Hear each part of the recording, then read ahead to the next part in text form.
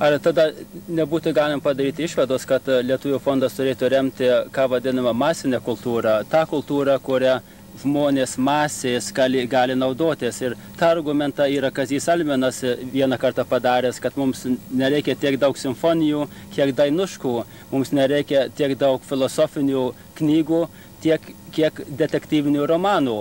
Ir jisai jaučia, kad lietuvybės išlikimas išeivijoje priklausys esminiai nuo masinės kultūros, o ne elitinės kultūros.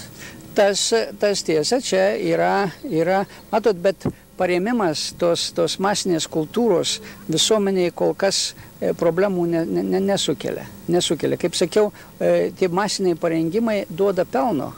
Ir užtat dabar dar prie to eiti Lietuvių fondui remti. Bet to elitinė kultūra tai labai skurdi ir ją reikia būtinai paremti, reikia ją tempti, reikia ieškoti, reikia atkasti, kas ją kuria. Reikia tokius kuklesnius žmonės prikalbinti, o priešingai tokios grupės, kurios rūpinasi kokių koncertėlių rengimu ar ką, tai jos labai drąsios, jos prašo pinigų.